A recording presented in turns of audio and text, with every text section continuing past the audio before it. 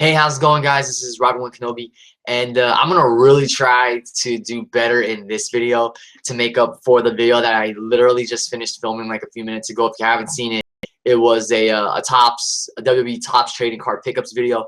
I kind of felt scattered and unprepared in that video, so if you've seen it already, I do apologize. I still hope that you guys like it, but I'm gonna try to make up for that with this video. And I gotta say, I've been plugging out the videos left and right for the past couple days, but there's been a lot of news in the world of professional wrestling, and I've also been giving my thoughts on like upcoming events in the world of professional wrestling. And news broke today that the Big Boss Man will be inducted into the WWE Hall of Fame on Saturday, April 2nd, the night, of course, before WrestleMania 32.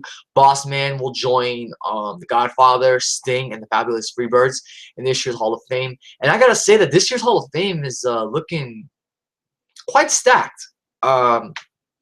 For the people that are in it so far. Like I said, Sting is going to be the headliner. You've got The Godfather going in. Fabulous Freebirds were just announced last Monday. And now the Big Boss Man is going to enter the WWE Hall of Fame. So he was just announced a few hours ago.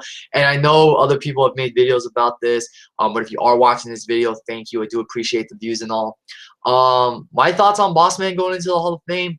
I didn't watch a lot of Big Boss Man in the early 90s. My memories of the Big Boss Man were when he returned to the WWF in 1998 as Mr. McMahon's personal security against the likes of Stone Cold Steve Austin, Mankind, and The Undertaker. But I do know that back in the day when Boss Man debuted in the late 80s, actually in the late 80s, yeah, not late 90s, or early 90s, excuse me. When Boss Man debuted in the late 80s, he was decked out in a traditional police uniform. Boss Man was actually a Cobb County, Georgia corrections officer who became a sports entertainer in the late 80s. Boss Man was managed by Slick, and Boss Man had quite a mean demeanor to him. What stood out to what was so famous or infamous about him was, the post-match beatdowns he gave his opponents, because after he beat his opponent, he would handcuff them to the ropes and he just walloped them with his famous nightstick. Boss Man debuted as a heel. He teamed up with Akeem, aka One Man Gang. They were known as the Twin Towers because they were both managed by Slick back in the day. And then what I mainly remember about Boss Man as in the early 90s, the late 80s, early 90s, was the feud he had with the Mountie, which culminated in the jailhouse match at SummerSlam 1981, excuse me, where the loser would end up spending the night in a New York City jail. And Boss Man won that match. And of course, there was the famous, segments of Mountie getting dragged off to jail, being fingerprinted, flipping off one of the police officers, and then getting locked in the prison cell with a gay inmate. But I do remember that Boss Man also had a nightstick match with Nails at Survivor Series 1982. But the other memory of Boss Man that I have from his early days in the WWF was the 1982 Royal Rumble, where it was him and Ric Flair in the match. They weren't the final two, but they were only two in the ring. Boss Man was trying to eliminate Flair. He charged at Flair. He landed on the top rope and then ended up inadvertently eliminating himself. And I always remember that because Bobby Heenan, who was pro Ric Flair at that time, and storyline-wise was rooting for Ric Flair in that match because he had a lot riding on the line. He goes off and says, he goes celebrating, thinking Ric Flair's won the Royal Rumble match and the WWF Championship, and he goes off going, Flair wins it. Flair's the champion of the world. Flair wins it. And I love it because that's classic Bobby Heenan. And I just always remember that because it's Boss Man who couldn't control his own momentum or inadvertently eliminates himself. And it led to that famous, well, not famous, but it led to that funny moment, that classic moment in my eyes of Bobby Heenan already pronouncing Ric Flair, or proclaiming Ric Flair, or pronouncing Ric Flair as the World Heavyweight Champion.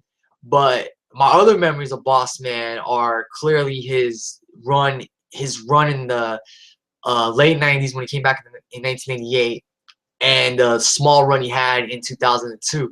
And I also remember that Bossman had a stint in WCW as Big Bubba Rogers, and I believe he was even a member of the NWO for a very short amount of time. I could be wrong, but I do remember Bossman being in WCW as Big Bubba Rogers. But when Bossman came back in 1998, he was Mr. McMahon's personal security. He was protecting McMahon from Stone Cold and Mankind and The Undertaker. And that led to the Big Boss Man Undertaker Hell in a Cell match at WrestleMania 15, which is arguably the worst Hell in a Cell match in Hell in a Cell history. You know, that feud, the whole corporation versus the ministry feud, that match between Taker and Boss Man could have just been a regular one-on-one match. It could have been like no disqualification or no holds barred. Instead, you know, storyline wise, Mr. McMahon decides to punish The Undertaker by putting him in a Hell in a Cell match with Big Boss Man. But that match, you can't even really, yes, it is a Hell in a Cell match technically, but I don't even know if you can really classify it as a Hell in a Cell match because it didn't even have that Hell in a Cell feel to it. It didn't even feel like a big match that you know was fitting of it didn't feel like a big time Hell in a Cell match, you know, a match that was fitting of that kind of stipulation. You know what I'm saying?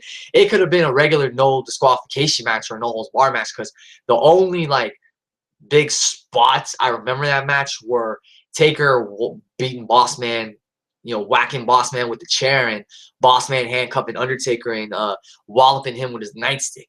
You know, other than that, the only other thing I remember that Hell in a Cell match is around for is Boss Man being hung from the top of the Hell in a Cell, and Boss Man getting, you know, a noose tied around his neck, which Edge and Christian and Gangrel, who were the New Brood at the time, attached to the top of the cell. And as the cell was rising, they literally hung the Boss Man from the cell. So that's the only other thing I remember about, or that a lot of us remember about that Hell in a Cell match. Boss Man did win the Hardcore Championship on a few occasions. He was also a former tag team champion with Ken Shamrock. And then the other two notable feuds I remember Boss Man having were the feud with Al Snow, where he kidnapped Al Snow's dog Pepper and then fed Pepper to Al Snow, and that led to one of the most infamous matches in WWF/WWE history, the Kennel from Hell. And I also remember Boss Man's feud with The Big Show in 1999 over the WWF Championship. Now, that feud was actually a really good feud, and that showed how sinister of a heel Boss Man was with all the shit he was pulling. You know, kidnapping, you know, having paying off some actor to play an officer to tell Big Show that his father had passed away, and then revealing that it was all a ruse. And then when Big Show's father actually passed away, you know, Boss Man coming up at the funeral, like having the audacity to arrive at the funeral with a big what's that? Oh man, he had that, what is it, a megaphone, or like the megaphone, yeah, that Jimmy Hart used to have. And he, you know, was driving around the funeral, and he actually kidnapped Big Show's father's casket, with Big Show trying to stop him, you know, jumping on top of the casket and falling off of it. And obviously Boss Man didn't win the championship, because I think that match only went like 5 minutes. But yeah, Big Boss Man did a great job, in my opinion, playing the heel in that role. And then from there, Boss Man had a partnership with Bull Buchanan. I don't remember when his last appearance in WWF was before he returned in 2002 as McMahon Security again, and he was joining forces with Booker T. They were up against Austin again, and this time The Rock. I remember not Big Show, Boss Man was in the 2002 Royal Rumble match, and then that was pretty much it. And I don't remember anything else Boss Man did. It is unfortunate he passed away in 2004. I do remember, though, this is really funny, and this is like random, but I'm sure some fans are going to remember this. I remember there was an episode of America's Most Wanted where there was a robber who looked a lot like the Big Boss Man. And the viewers of America's Most Wanted, some of them who had to have been wrestling fans, called in and said, oh, that was the Big Boss Man. And I think that really pissed off Big Boss Man, because there was this guy who looked like him, but a lot of people were immediately confusing Boss Man with this robber and thought, oh, Boss Man's the robber. So, you know, I bet you some of those wrestling fans who were not fans of the Boss Man and thought, oh, we're doing the favor by getting a heel, a bad guy, actually arrested because he committed a crime. I just thought that was really funny, but I know Boss Man was pissed off when fans thought he was the robber. I don't even remember where this happened, but yeah, people thought Boss Man was this criminal that John Walsh and his team were looking for. But those are pretty much my thoughts on Boss Man going into the 2016 Hall of Fame. You know, good for him, and my congratulations to Boss Man's family that he's going to be inducted into the Hall of Fame. Could I say Boss Man had a great career in the WWF/E? Not necessarily, but he was a notable figure in the late 80s, early 90s. You know, he played a part in the Attitude Era. So it's not like Boss Man didn't pay his dues to get where he's at. Yes, Boss Man never was a WWF champion, never won like the Intercontinental Championship, but Boss Man paid his dues. Do I have a problem with him going into the Hall of Fame this year? No, absolutely not. You know, because like I said, Boss Man's paid his dues. You know, he did his time around the world. He did time in WWF, brief stint in WCW.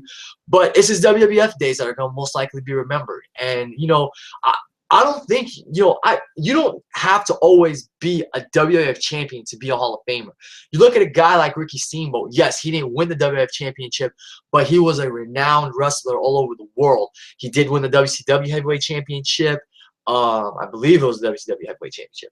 But yeah, you look at a guy like Piper. Piper never won the WWF Championship, but he was such a decorated superstar. You know, he was very deserving of a Hall of Fame induction back in 2005. You look at like guys like British Bulldog, who have yet to be inducted into the WWF Hall of Fame. They never won the championship, but they were decorated athletes. You know, he was one of the best big men, strong men of his generation, a great European wrestler, great technical wrestler. So yeah, Boss Man paid his dues. But was Boss Man the greatest technical wrestler? No. Was he a great wrestler? I wouldn't necessarily say he was a bad wrestler. You know, he wasn't the best technical wrestler, but Boss Man paid his dues, like I said. I'm sorry if I've said it like 5-6 times now. But congratulations, you know, posthumous congratulations go out to the Big Boss Man. I send my congratulations to his family that he will be inducted into the 2016 Hall of Fame. It's going to be interesting to see who inducts him. You know, it might be Slick because Slick was his manager when he debuted.